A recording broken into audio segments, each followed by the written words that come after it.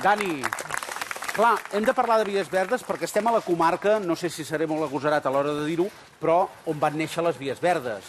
Ah, exactament. I amb una excel·lència extraordinària, perquè, per exemple, tu agafes la bicicleta i te'n vas de Bescanó fins a Girona i espectacular. A més, una mica planer o fins i tot fa una mica de baixada. Per tant, és una ruta d'aquelles agradables de fer. Vies verdes, tot és perfecte, tot està verd, tot és primavera, tot és un al·licient per poder conèixer el territori, trepitjar-lo, descobrir, no només fer esport, sinó descobrir raconets, descobrir aquestes petites joies que tenim amagades, a vegades.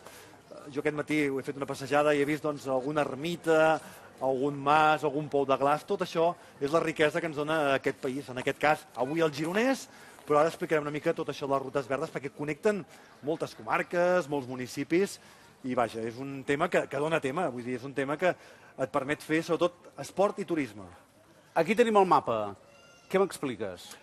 Home, les vies verdes, per començar, com hem dit, són de les primeres que es van fer no només a Girona, sinó de l'Estat. I justament Bescanó és dels primers pobles i municipis que va gaudir d'aquestes vies verdes.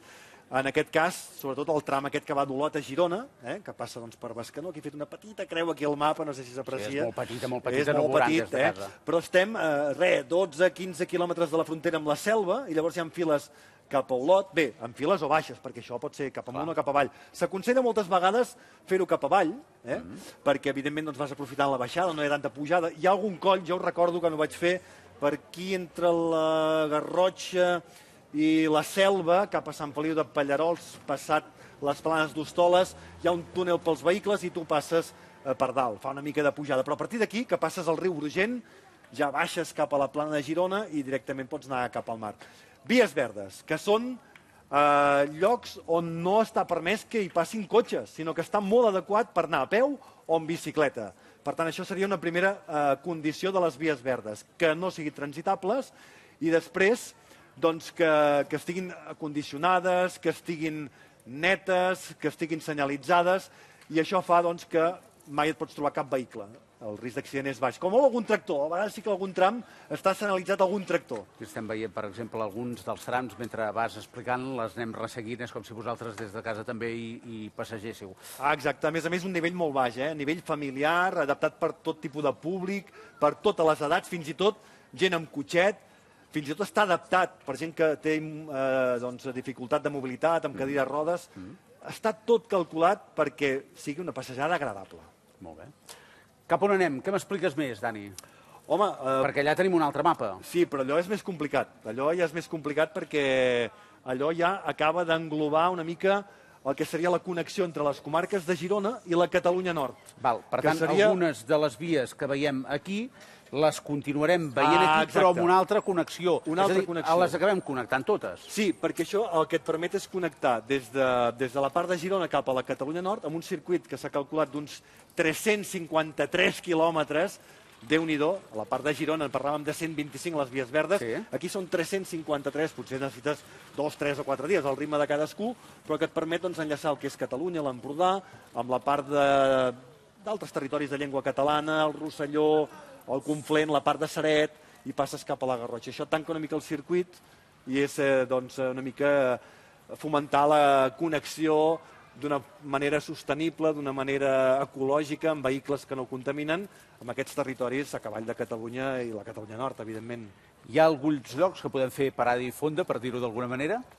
Sí, ens referiríem més a les vies verdes d'aquí a Girona.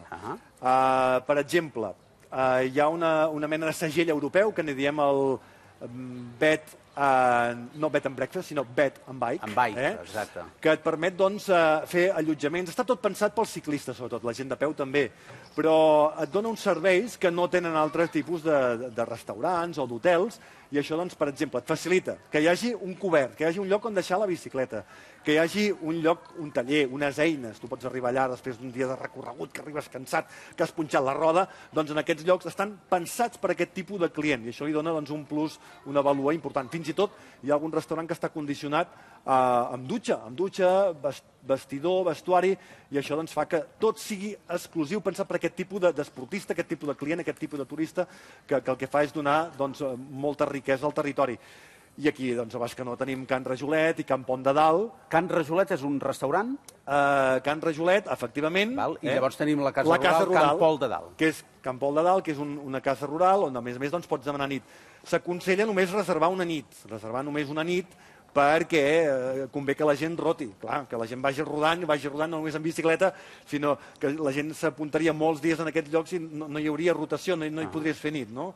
Vull dir que una mica està pensat, sobretot per això, pel turisme, de descobrir territori, de descobrir país. Fins i tot, veus, aquí hi ha unes guies que es diuen Els secrets de les vies verdes, i aquí no només et fomenten el poder fer recorreguts, el poder anar amunt i avall, hi ha gent que es cronometra, que fa esport a tota velocitat, tampoc no ens trenquem les cames, anem amb més calma a vegades, i no només fent-lo longitudinalment, sinó que fas un tram, pares a banda i banda i pots trobar, doncs això, esglesioles, pots trobar ermites, pots trobar pous de glaç, racons de riu, racons de natura, algun estanyol.